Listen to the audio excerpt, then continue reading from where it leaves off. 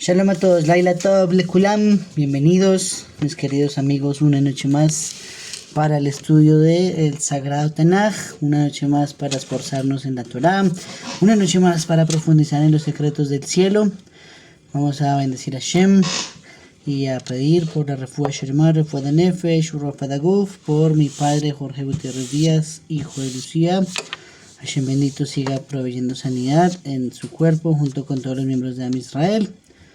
Y hacemos una dedicación especial por el nacimiento de un sobrino que Hashem nos dio la oportunidad hace algunos días atrás en Shabbat, por Benjamin Chingate Gutiérrez, que Hashem le dé una larga vida y lo podamos ver todos en la Torah, en las Misbot, en la Jupá y siempre en las Maasim Tovim. Bueno, bendito Hashem, estamos ubicados en Melahim Bet, Perek Pap, capítulo 6, Segunda de Reyes, y estamos en el versículo Kaf Dalet. Listo, llegamos hasta allí.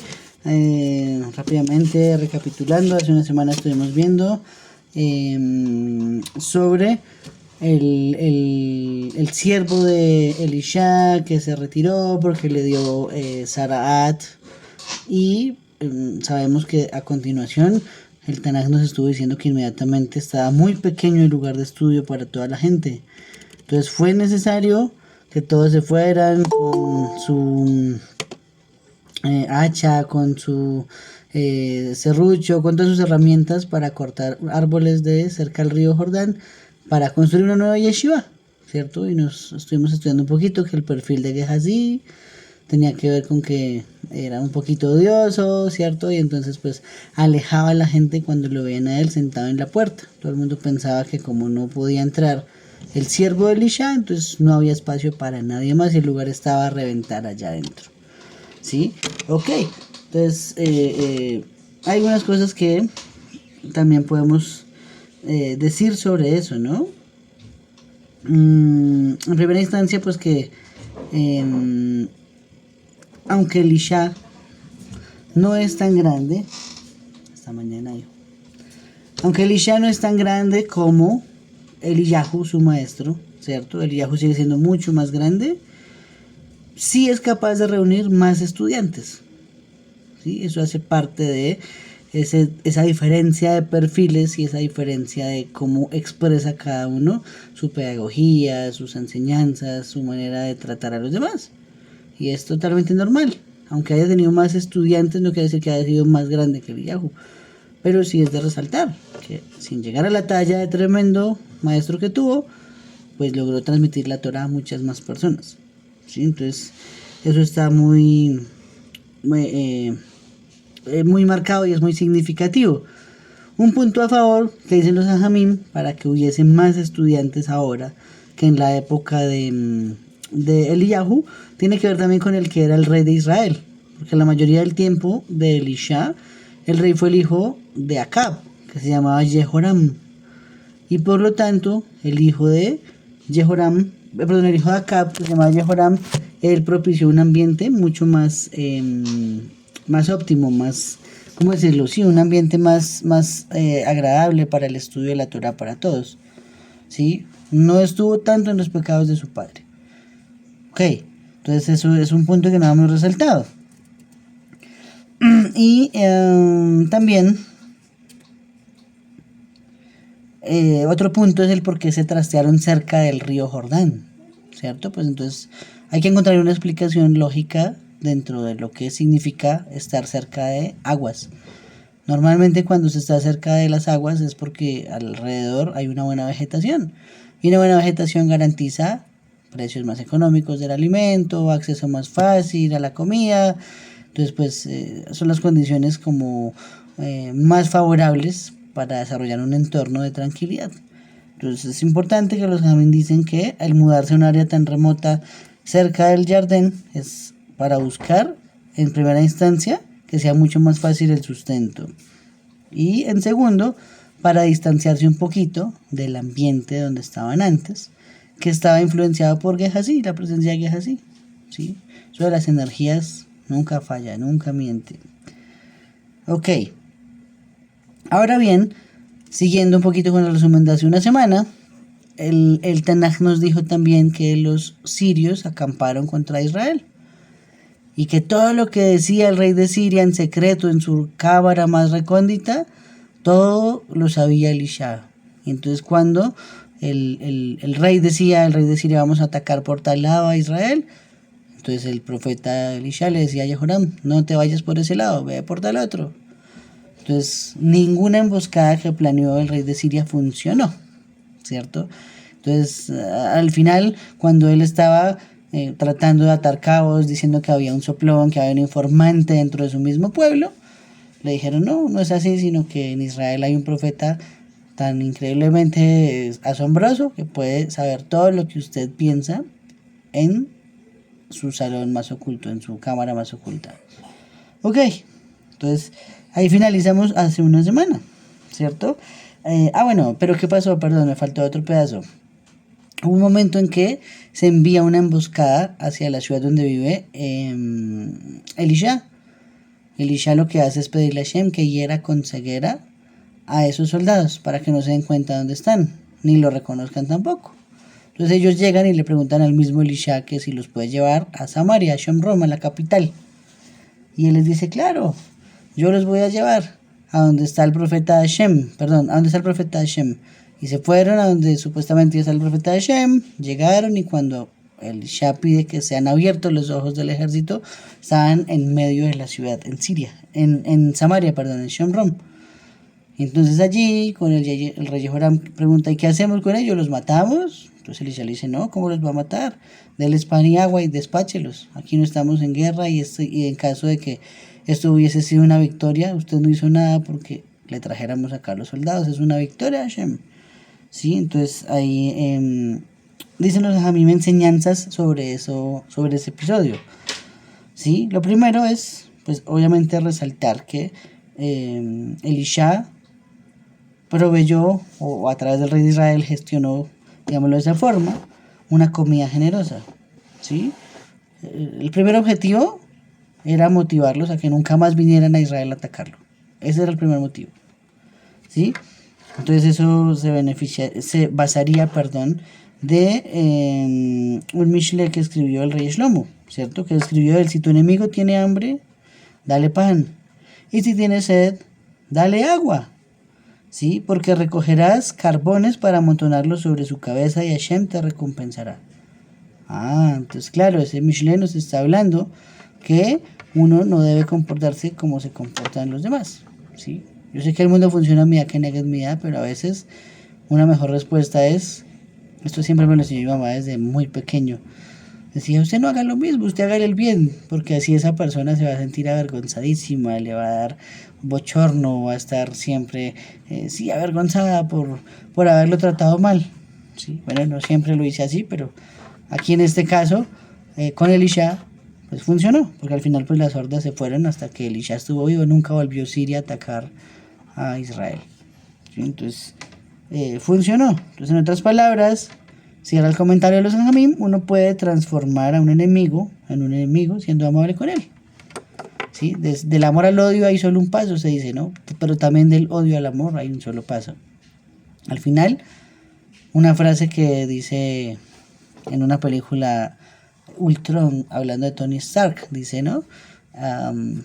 Trata amigos y enemigos por igual y espera averiguar cuál es cuál. No sabemos quién es nuestro enemigo, quién es nuestro amigo, se demora muchos años en saberse. Listo. Entonces vamos a empezar hoy con la lectura desde el versículo 24. Recordemos, estamos en el capítulo 6. Y nos dice así el Tanaj. Después de esto aconteció que Ben-Hadad, el rey de Siria, procedió a juntar todo su campamento y subir y sitiar a Shomrom.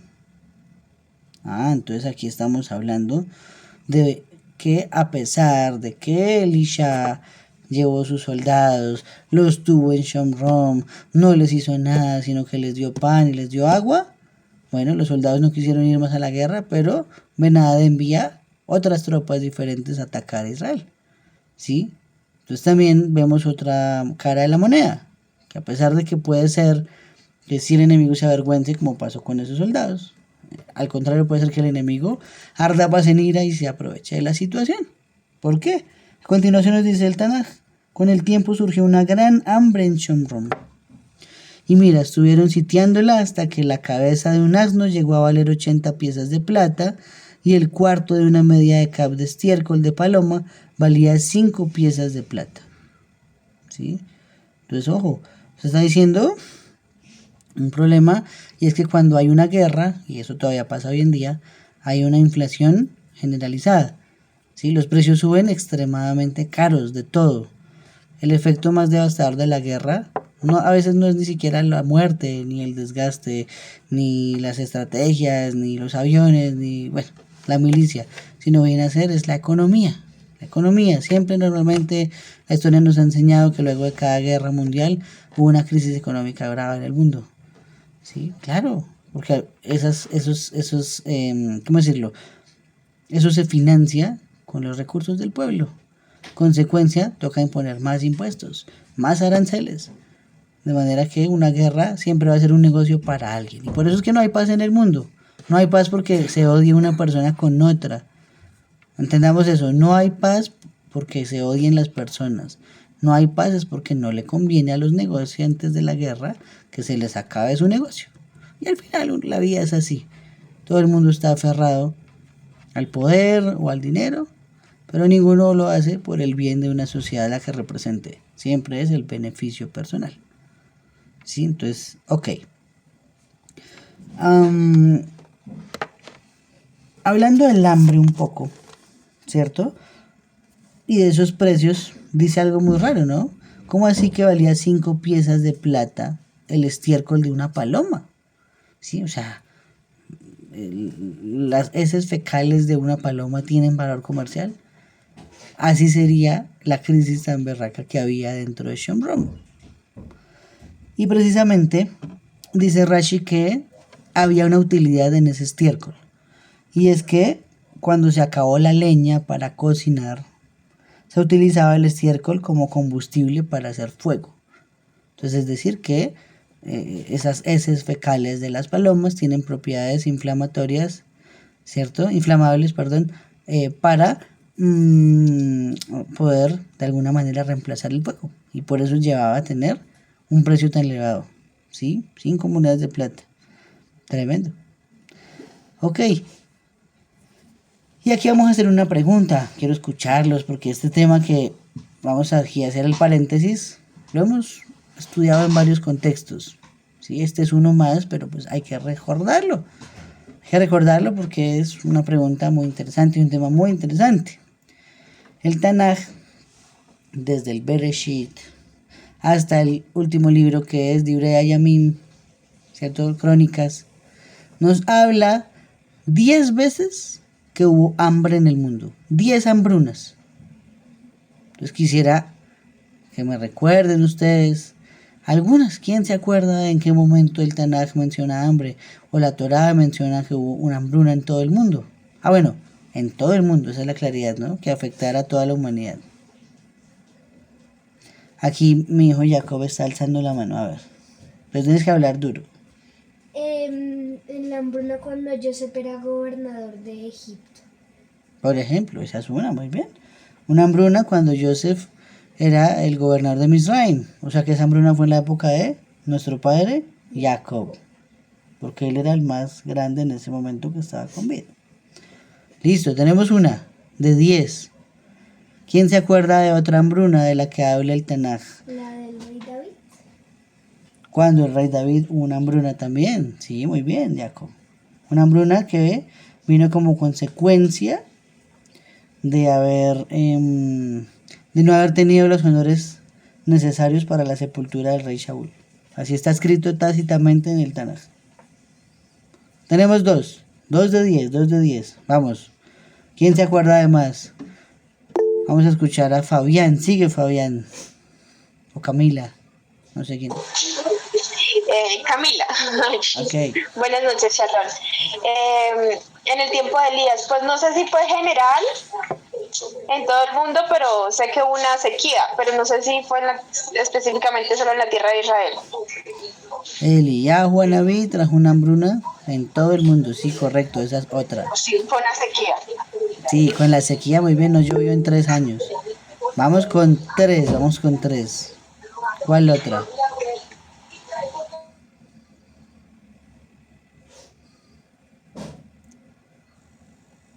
¿Cuál otra? ¿Cuál otra? ¿Cuál otra hambruna se acuerdan? Bueno, la que estamos estudiando, mencionémosla, pues, esa es una también. Dice que fue Sean Brown, pero la hambruna fue en todo el mundo. Lo que pasa es que Israel es como el termómetro de medir de cómo está todo el mundo. ¿Sí? Entonces, si Israel tiene hambre, todo el mundo tiene hambre. Entonces van cuatro. ¿Alguien se acuerda de alguna otra? Camila, ¿sigue? Tengo una pregunta. Ok. Yo sé que esta hambruna obviamente no pasó en, en el tiempo de la Torá, pero tú dijiste algo interesante. Cuando Israel está pasando necesidad, pues todo el mundo lo pasa. Y eso me hace pensar en la Segunda Guerra Mundial, que eso afectó en general a todo el mundo. Y todo el mundo tuvo crisis económica. Bueno, otros países no fueron de hambre, pero sí hubo, como tú dijiste, hubo un desequilibrio económico en general global. Entonces, pues tiene mucho sentido lo que dices, aunque no esté escrito en la Torá, pero fue un suceso que afectó a todo el mundo en la Segunda Guerra Mundial, perdón. Es un hecho innegable. Sí, correcto, total. Ahí no hay pierde. Una guerra no es buena desde ningún punto de vista. Y yo he visto, hace un tiempo vi unas fotos que decían cómo se veían los soldados antes de la guerra, de la Segunda Guerra Mundial, y cómo se veían unos años después, como 4 o 5 años después nada más. Y es tremenda la diferencia en el rostro nada más. La guerra daña a la persona, daña el alma, o sea, es brutal, eso no está bien. Por algo Hashem, uno de los nombres de Hashem es Shalom, ¿no? La paz. Ese es uno de los nombres de Hashem. Y todos los rezos acaban diciéndose Shalom en Roma, Shalom Aleinu, Balcolamo, Israel, en Ruamen. Sí, el hacedor de la paz en las alturas. Es muy importante la paz. Bueno, vamos a mencionar las demás hambrunas que hubo en la historia de la humanidad. ¿Listo? La primera es con el primer hombre, Adán. Adán el Rishon, porque Hashem le dijo, con el sudor de tu rostro comerás el pan de cada día. ¿Cierto? Entonces, ¿eso qué significa? Que si había que trabajar muy duro, había una hambruna. ¿Por qué? En esencia porque el mismo versículo nos da la respuesta. Cuando trabajes la tierra, maldita será por tu causa, espinas y cardos te producirá. Entonces, durante toda esa época, muchos años, durante la vida de Adán, él sembraba lo que fuera, no sé, dátiles, trigo, y siempre salía espinas, espinas, espinas, espinas, cardos, cardos, cardos. Entonces, esa fue la primera hambruna globalizada. Empezó desde la creación. Segunda hambruna es en la época de Lemech, el papá de Noah. ¿Sí? ¿Cómo lo sabemos que había una hambruna en todo el mundo? Cuando nace Noah, su padre lo llama Noah diciendo, este nos dará descanso, este nos dará un consuelo. De lo cual sabemos que él se inventó las herramientas, el arado, el asadón, la pala, la pica, claro, para trabajar la tierra y poder hacerla fértil y poderla poner a producir. ¿Sí? Eso nos enseña que había una hambruna mundial que se curó con la aparición de Noah y el desarrollo de la tecnología agrícola que él trajo al mundo. ¿Listo? Van 2. Número 3. Con Abraham vino, nuestro padre Abraham, en la época de una hambruna. Tanto así que nos dice la Torá que él tuvo que ir a Mizraim. Aunque Hashem le acaba de decir, vete de acá y de tu tierra y de tu parentela, la tierra que te mostraré, haré una gran nación. Llega él a Israel y Hashem le dice, ahora desciende a Mizraim. Y se tuvo que ir a Egipto, porque había una hambruna. Se tuvo que moverse en consecuencia hacia Egipto. Número 4, perdón. La de la época de Isaac Avinu. ¿Qué nos dice la Torá? Que hubo un hambre en Israel, en el mundo, digámoslo generalizada también, y tuvo que irse para donde Abimelech, donde los Pelishtim, donde los filisteos. Y allí con Abimelech, entonces pues se hace un pacto de no agresión, y bueno, viene la enseñanza de los 7 pozos. Ok, listo, ahí está. La número 5 ya fue dicha, en la época de nuestro padre Jacob. Esta está amarrada a cuando Yosef Asadik fue el gobernador de Egipto. Hubo también hambre. Entonces, pensemos algún momento, ¿sí? Que haya alguien muy grande, vivo, no significa que pueda anular un decreto tan grave como lo puede ser una hambruna. Baruch Hashem, que en nuestra época pues no hay una hambruna así de grave.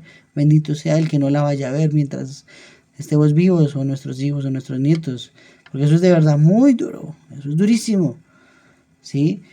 Ni siquiera alcanzaban los méritos de los patriarcas para no tener problemas de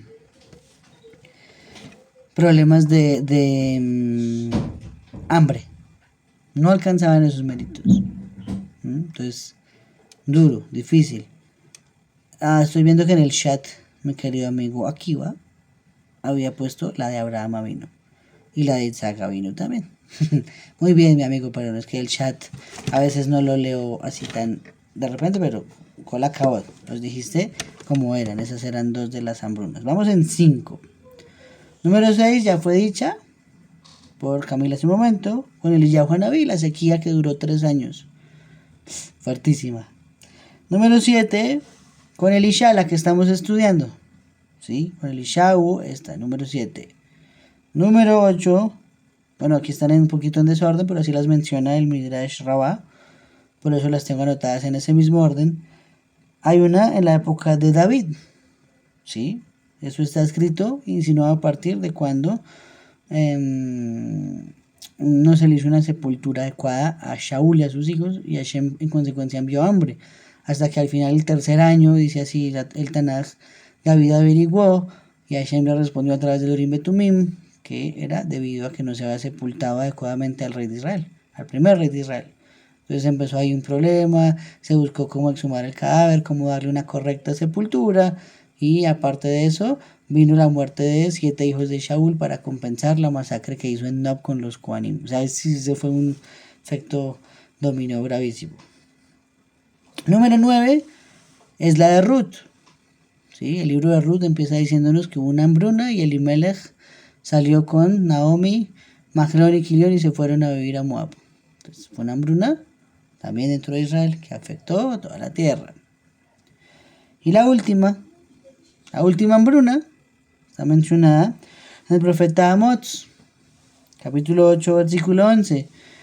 Es un hambre que es la actual. Esa es el hambre actual que hay en el mundo, que no es un hambre de pan ni una sed que sea de agua, sino que es una hambre y una sed por la Torah, por aprender los caminos de Hashem, por aprender los secretos de Hashem, por acercarnos más al Creador bendito. Entonces, Hashem, somos testigos de una hambruna, pero una hambruna muy positiva, y esa no se va a acabar, esa va a seguir, porque a medida que uno conoce más a Hashem, quiere aprender más, quiere conocer más, quiere estudiar más. Eso es imposible no hacerlo, ¿sí? Cada paso que uno hace para conocer un poquito a Hashem lo lleva a querer conocerlo más. Pero también ese mismo ánimo lo lleva a uno a entender que uno está lejísimos de Hashem, ¿sí? Cuando uno cree que está cerca de Hashem, está en realidad demasiado lejos de entenderlo. Bien, que yo les cuento una incidencia, yo creo que lo dije alguna vez en otro video. Cuando yo tenía como unos 23 años, sí, tal vez, cuando fui padre, yo decía, a mí ya la Biblia no me sorprende, sí, no le decía la Torah en ese entonces, pero decía, la Biblia no me sorprende, me la sé de memoria. Y vea, Hashem me tenía preparado esta misión de estudiar el Tanaj, esta misión de compartirlo con todos, esta misión de que lo estudiáramos juntos. Y ahora digo, carambas, cuando tenía 23 años no tenía ni idea, pero ni idea de nada. Qué vergüenza si me escuchara yo hoy en día diciendo esas palabras 12 años atrás. Entonces, ahora con mucha alegría y con mucho orgullo digo, ahora sí estoy estudiando el Tanaj y cada día me sorprende, porque es impresionante. Muy bien, entonces eso tenemos sobre las hambrunas, sobre los precios, sobre las guerras. Vamos a ver. Nos sigue diciendo, vamos al versículo 26. Aconteció que al ir pasando el rey de Israel sobre el muro, cierta mujer le gritó y dijo, salva, mi señor el rey. A lo que él dijo, si Hashem no te salva, ¿de qué fuente te salvaré yo? ¿De la era o del lagar de vino o de aceite? Y el rey siguió diciéndole, ¿qué te pasa? A lo que dijo ella, esta mujer misma me dijo, da a tu hijo para que nos lo comamos hoy y a mi propio hijo nos lo comeremos mañana. Así sería el hambre. Eso es tremendo, ¿no? Hay varios escritos que hablan sobre eso y hay una época en Israel un poquito más adelante, algunos años más, en la cual el sitio que pusieron entre Sennacherib en la parte del reino del norte y Nabucodonosor en el reino del sur hizo que llegara a ese punto en que todo el mundo se empezó a comer la carne de sus hijos y después la carne propia. Dice que en algunas personas, eso lo vamos a ver después, se comían hasta sus propias manos, sacrificaban una de las manos y dejaban solo una mano para poder con ella hacer todos sus quehaceres. Del hambre que produjo la guerra también, ¿sí? La guerra, eso nunca va a ser positivo. Ok, entonces el escenario es, ¿no? Que dos mujeres se pusieron de acuerdo, hoy nos comemos a mi hijo y mañana nos comemos al suyo. Por lo tanto, sigue diciendo el Tanaj, cocimos a mi hijo y nos lo comimos. Entonces le dije yo al día siguiente, da a tu hijo para que nos lo comamos. Pero ella escondió a su hijo. Y aconteció que en cuanto el rey oyó las palabras de la mujer, al instante rasgó sus prendas de vestir, y al ir pasando él sobre el muro, el pueblo llegó a ver, y mira, había saco debajo sobre su carne. Y él pasó a decir, así me haga Shem, y así me añada a ello, si la cabeza de Elisha ben Shafat permanece sobre él hoy. Imagínense eso. ¿Qué culpa tenía Elisha? Bueno, ahorita vamos a estudiarlo. Vamos a ver qué nos dice por acá el Tanaj. Entonces nos dice, primero que todo, cuando ella le dice al rey, rey, salva, entonces ella pensó que le estaba pidiendo ayuda para comer, ¿cierto? Es lo más lógico. Pero no para un tema judicial que tuviese que ver con algo tan macabro. ¿Cómo así que hoy nos comemos a mi hijo y mañana nos comemos al suyo? Brutal, ¿no? Uno no sabe qué condiciones. Me dijo mi padre hace un momento, sí, nadie sabe con la sed que otro bebe, es verdad. Las situaciones de todos son diferentísimas. Solo el que tiene el peso encima sabe cuánto le cuesta una victoria, cuánto le cuesta un triunfo, cuánto le cuesta un almuerzo, un arriendo. Eso es muy difícil, la vida es muy difícil en general. Ahora bien, dice Nosamín el Pesikta Rabatí, lloraba amargamente. ¿Qué es llorar amargamente? Es decir, que hay dos llantos diferentes o dos tipos de dolores mezclados allí. Una cosa es llorar y otra es llorar amargamente. Eso de una vez nos está diciendo que no era un sufrimiento normal, sino que había allí algo más que causaba un segundo dolor o un dolor más intenso, digámoslo de esa manera. Ok. ¿Cuáles eran esos llantos? Uno era por sus muertos y dos por el hambre que había allí. ¿Sí? Por ello, sigue diciendo Yeremiyahu también escribió en Lamentaciones 4.10, Eijá 4.10, las manos de mujeres compasivas han cosido a sus propios hijos. O sea, esto que está diciendo acá sí pasó literalmente, este suceso. La desesperación llegó a tal punto que fue así como está escrito. ¿Cuál es la prueba? Este libro lo escribió el profeta Yeremiyahu, el libro de los reyes. Y también las lamentaciones los escribió el profeta Yeremiyahu, y en ambos puntos dejó acá escrito este episodio, y en las lamentaciones, le repito el versículo 4.10, las manos de mujeres compasivas han cosido a sus hijos. Brutal. Ahora nos dice Rashi una perspectiva, ¿no? Dice, bueno, ¿y qué pasó? ¿Por qué el negocio se dañó si al final una de ellas sí puso la carne de su hijo y la otra lo escondió? ¿Cierto? Una primera respuesta, que es la que todos diríamos, es lo escondió para salvarle la vida al niño, ¿no? Es como la primera respuesta lógica que viene a nuestra mente. Esa es una posible opción. Pero Rashi va más allá y dice, no, tenemos que ponernos en el contexto del momento. Más bien, lo que pudo hacer es que lo escondió, pero ya muerto, para comérselo sola. Ese sí está más brutal todavía.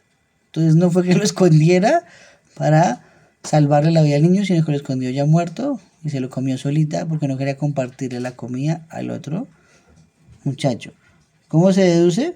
Pues ahí no dice por ningún lado que haya salvado la vida al niño, solo dice que lo escondió y no lo quiso poner para comérselo. Entonces de allí se deriva Rashi, o sea que sí lo mató y se lo comió sola.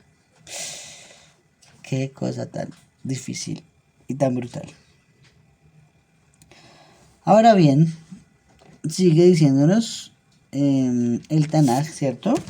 Que entonces llegó el momento de Jehoram, donde se puso enojado con Elisha, ¿cierto? Y más o menos dice así la Gemara, en Ta'anit, Tratado Ta'anit, página 14b. A una persona importante se le permite ceñirse de cilicio en señal de duelo y orar pidiendo misericordia solo si está seguro de que será respondido, como Jehoram, hijo de Acab. Aunque era un malvado, recibió respuesta más tarde y se alivió el sufrimiento de los Yehudim. Vamos a ver ahorita cuál fue la respuesta y cuál fue el alivio del sufrimiento. ¿Sí? Ok. Eso es porque era una personalidad. Y la pregunta entonces es, ¿qué tiene que ver Elisha con el episodio de ese negocio de las dos mujeres para que el rey diga que si aparece Elisha y mañana a esta hora no lo he matado, entonces que Hashem me mate a mí, ¿cierto? O sea, ¿qué culpa tiene el profeta Elisha? Esa sería la pregunta. Bueno, Rashi lo explica de la siguiente forma. Elisha es capaz de pedir misericordia y podría haber acabado con el hambre mediante la tefilá, como lo hizo Eliyahu, ¿cierto? ¿Qué pasó? Que Eliyahu hizo un pedido en el cual pidió pues a Hashem, ya lo hemos estudiado, ¿no? La llave para resucitar al muerto, y Hashem le pidió de regreso la llave de la lluvia. Entonces hicieron un intercambio, pero a través de la tefilá y de que necesitaba hacerlo de esa forma, Eliyahu, vino la misericordia divina, cayó agua sobre Israel, se acabó el hambre. Lo que está diciendo aquí Rashi es que Jehoram sabía que un pedido de Elisha, una oración de Elisha delante de Hashem, hubiera despertado la misericordia divina y se hubiera acabado el hambre y no hubiera pasado un episodio como el de las dos señoras que cocinaron a sus hijos. ¿Sí? Tiene lógica, la verdad. Tiene mucha lógica. ¿Sí? Yo creo que siempre hay personas que son más escuchadas que otras y no depende necesariamente de su nivel de cercanía a Hashem. No, eso depende de cómo saben usar sus bocas para hablar con Hashem, más que de su cercanía. Todo es un tema de convencer a Hashem de lo que uno necesita. Pero cuando uno pide para otra persona es más efectivo que cuando uno pide para uno. ¿Sí? Yo, por ejemplo, aquí en mi casa estoy seguro que Hashem responde más las oraciones de mi esposa que las mías. ¿Sí? Entonces debe ser por algo, tiene un mérito grandísimo ella. Bendito sea Hashem. Así es como lo dice acá Rashi. Se pone enojadísimo diciendo, Elisha hubiera solucionado esto si hubiera abierto su boca y no le dio la gana de abrir la boca. ¿Sí? Y esto tiene que ver algo muy importante, ¿no? Elisha, recordemos, no le importaba la vida de comodidad. Lo primero que hace cuando es nombrado profeta sucesor de Eliyahu fue matar 12 yuntas de bueyes con las que estaba trabajando. Todo su capital se lo gastó dándole una comida a todo el mundo. Les hizo shejitá y partió y le dio carne a todo el mundo y así empezó su vida como naví, como profeta. Después de eso tenemos que se alimentaban con sopitas nada más. Nos dijo por ahí que hicieron para todos los estudiantes una sopita que resultó envenenada y después de estar envenenada, entonces él rezó y le puso harina y se salió el veneno y pudo ser apta para comer. Después tenemos que el general sirio Naaman le ofrece riquezas por haberle ayudado a curar su zarat y él no las quiso recibir. Entonces el perfil que aprendemos es que a Elisha no le importaba nada una vida material. Por lo tanto, él estaba acostumbrado a subsistir con pan y agua y nada más. Eso era suficiente para él. No significa que eso sea lo correcto, solamente que ese era su estilo. ¿Sí? Ese era su estilo. Yo en lo personal, si me preguntan, estoy convencido que todos tenemos la capacidad para trabajar. Manitos, bracitos, trabaje, bien sea un empleo, bien sea un negocio, bien sea lo que le toque hacer. pero todos podemos ser capaces de generar nuestro sustento. No estar esperando que nos lo envíe otra persona, no estar sentados solamente comiendo libro, esperando que el cielo se abra y nos llegue un pan. Así no funciona la vida. Hashem por algo dijo: con el sudor de tu frente ganarás el pan de cada día. Eso incluye a los que estudian la Torah también. ¿Sí? Ok. Entonces ese es el motivo. Ahora vamos a ver qué pasó, ¿no?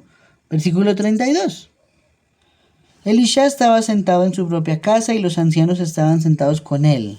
Oh, estaba sentado el Sanedrín al lado de Elisha. Tremendo. Qué bonito momento hubiera sido ver algo así. Cuando él envió un hombre delante de sí. Antes que el mensajero pudiera entrar donde él mismo dijo a los ancianos: ¿han visto ustedes cómo este hijo de un asesino ha enviado a quitarme la cabeza? El hijo de un asesino, ¿quién es? Jehoram, hijo de Acab. Dijimos que no fue tan malo como su papá, pero no significa que haya sido bueno tampoco. Solo que no fue tan malo como su padre. Vean, tan pronto como llegue el mensajero, cierren la puerta y tienen que aguantarlo con la puerta. ¿No se oye el sonido de los pies de su señor tras de él? Mientras todavía estaba hablando con ellos, aquí venía el mensajero bajando a él, y el rey procedió a decir: mira, esta es la calamidad procedente de Hashem. ¿Por qué debo esperar más a Hashem? Ok, ahí finaliza nuestro capítulo. Entonces, ¿qué significa esa respuesta? Que dice Elisha: esta es la calamidad procedente de Hashem, ¿por qué debo esperar más a Hashem? ¿Cierto? O sea, está diciendo, esa es la voluntad divina, no voy a hacer nada por cambiarla. Una primera explicación sería, porque yo no noto la diferencia, ¿cierto?, entre comer pan y agua. Otra persona sí la puede notar, alguien que está acostumbrado a no comer pan y agua. Claro, total. Otra explicación que la pone Rashi en este momento en el contexto del Tanaj es que en realidad Elisha está diciendo que se está cumpliendo una maldición escrita en la Torah, en la Parashá Kitao. ¿Sí? Acordémonos de esa Parashá, es de las más larguitas de la Torah y se refiere a bendiciones y maldiciones, capítulo 28 del libro de Devarim.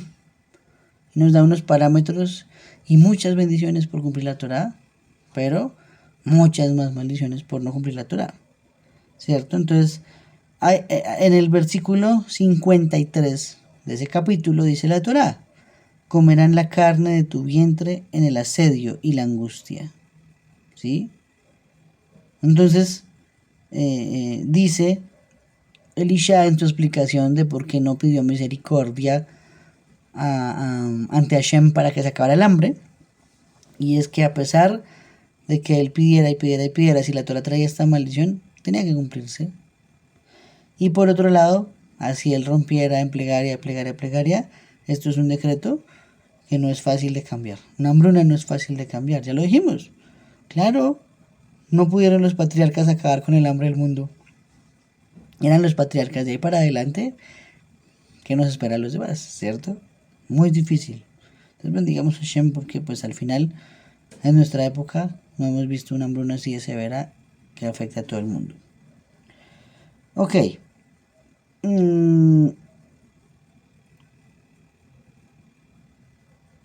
¿Qué más podemos decir acá? Vamos a leer este último párrafo. Sí, vamos a dejarlo aquí hoy para cerrar este capítulo. Estamos en el 6, ahí termino. Y arrancamos dentro de 8 días con el número 7, que es la continuación de este estudio. Ok. Dice este comentario así. La solución definitiva a los ataques enemigos no es simplemente mantener fuerzas armadas competentes, esto lo dicen los Ajamim, sino debe ir acompañado de una devoción a Hashem y una bondad hacia los demás.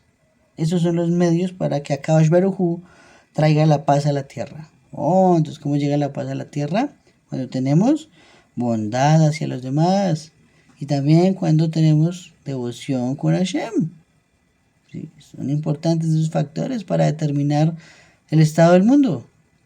Si nos encerramos solo nosotros en nuestra casa y no hacemos gesed con nadie, entonces Hashem dice: no, pues yo no hago gesed con el mundo. Hashem se comporta como nos comportamos nosotros. Mira que negues, mira. Ahora bien, Siguen diciendo los Najamim. Los ataques enemigos son en realidad un recordatorio de Hashem para recordarnos que no estamos cumpliendo con nuestros objetivos espirituales y sociales de la Torá.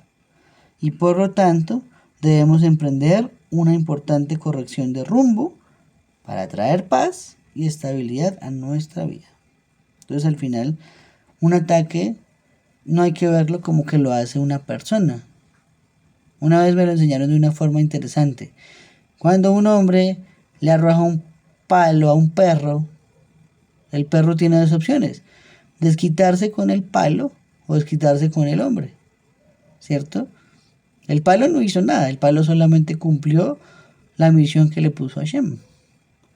El palo cumplió la misión para la que lo usó el hombre. El hombre dijo, voy a pegarle al perro, ¡pum!, le mandó su palazo. ¿Es culpa del palo? No es culpa del palo, es culpa del hombre. Entonces, así mismo, nosotros vemos a veces nuestros problemas como que es culpa de un ser humano. Como que este problema me lo causó un vecino, este problema me lo causó un familiar, o me lo causó mi esposa, o me lo causó mi hijo. Pero en realidad eso es solamente el palo. Hashem es el que nos está mandando el problema. Entonces al final hay que entenderlos es por Hashem y buscar qué mensaje hay oculto detrás de esa calamidad que nos mandó Hashem y poderlo entender. Entonces así Hashem tuvo que emplear todos estos métodos. Es lo que hemos visto a lo largo de este libro de los Reyes. Siempre un pueblo que mientras había un profeta, más o menos trataba de caminar, pero una vez el profeta se moría, otra vez para abajo. Y eso en realidad ni siquiera tiene que ver con los profetas y los reyes, eso empezó desde los jueces. Después de muerto Yehoshua bin Nun, esto empezó así, altibajo, altibajo, altibajo, altibajo, altibajo. Y no se pudo nunca sostener el Am Israel bien. Sí, esperemos que nosotros seamos una generación mejor y nuestros hijos una mejor. Pero eso es un trabajo difícil, es de constancia, es de disciplina, de dedicación, de esfuerzo. Y es nuestro camino, hay que hacerlo de esa forma. ¿Listo?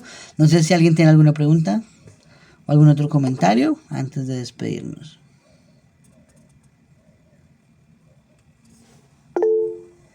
¿Sigue Camila?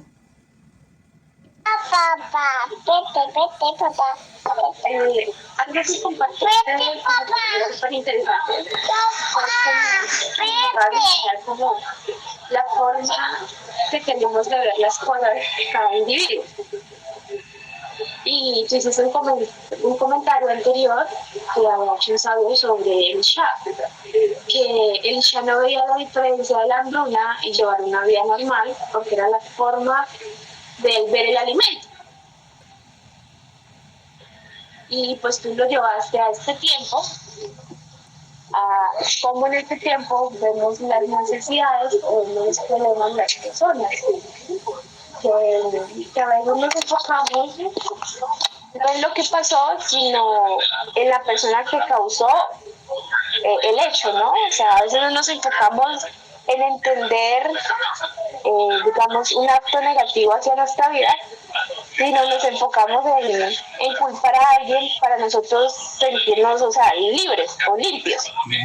Porque a veces nosotros los seres humanos lo que hacemos es pasa algo negativo y buscamos un culpable para no sentir como que algo en mí está fallando y tengo que cambiarlo y mejorar, sino lo hacemos como de buscar un culpable para decir, no, todo está bien conmigo y los que están mal son los de a mi alrededor.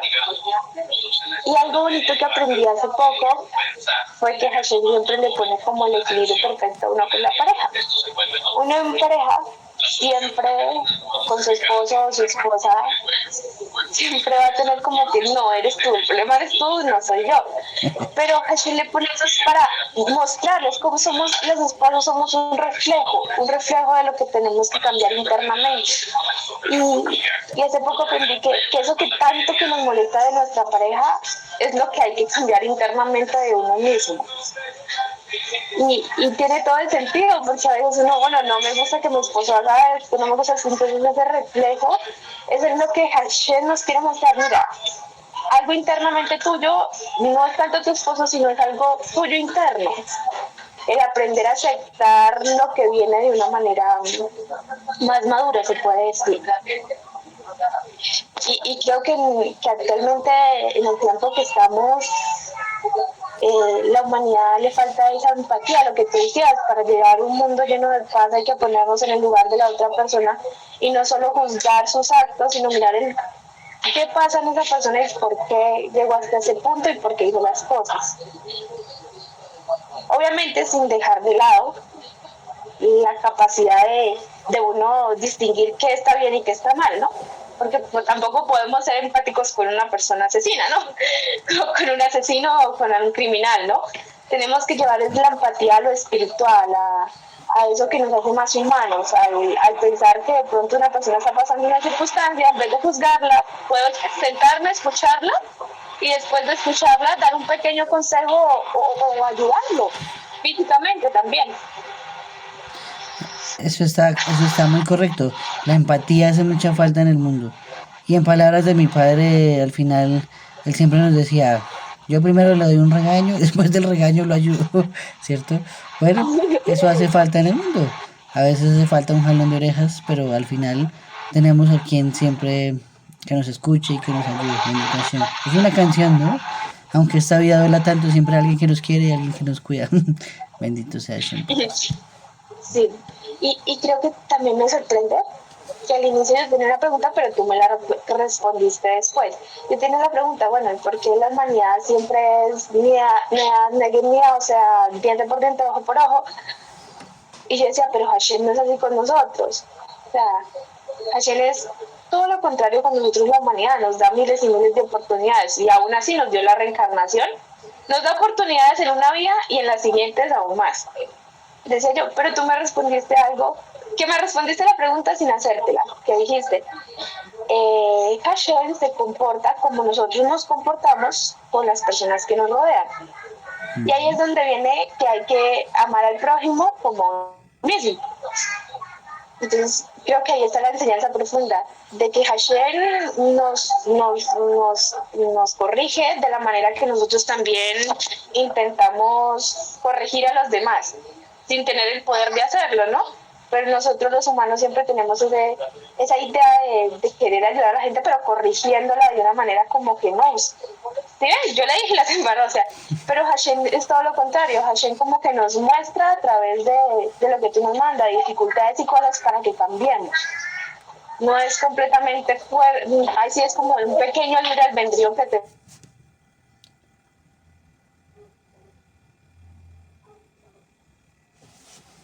¿Se fue la señal? No te estoy escuchando. ¿Alguien me escucha? Yo te estoy escuchando. Ah, ya, es que se quedó muy en un momento. Sí, no, yo creo que al final sí, Hashem se comporta como nos comportamos nosotros con los demás. Hay una... Bueno, es que a mí me gustan mucho las películas, ¿sí? Y yo aprendo mucho de ellas también, y las comento mucho con mi esposa. En la del Todopoderoso, bueno, hay pedazos que no me gustan mucho, pero ahí muestran como un pordiosero, un mendigo, que tiene un letrerito que pide ayuda, ¿cierto? Y pide ayuda, y la gente pues lo ignora. Pero al final él se da cuenta que el pordiosero era el mismo Dios, digámoslo de esa forma, ¿no? En la película. Y es verdad, pues Hashem, todos somos una chispa de Hashem, entonces hacer el bien por otra persona es hacer el bien por Hashem. Hacer el mal con otra persona es hacer el mal a Hashem. Entonces por eso nunca debemos hacer el mal a nadie. Y es Hashem, eso va a ser muy meritorio para nosotros. ¿Listo? Bueno, muy bien. Entonces Baruch Hashem, a todos una feliz noche, Laila Tov, nos vemos Besra Hashem en una semana.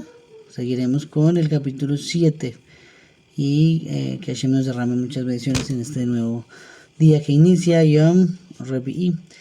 A todos, Laila Tov Lekulam.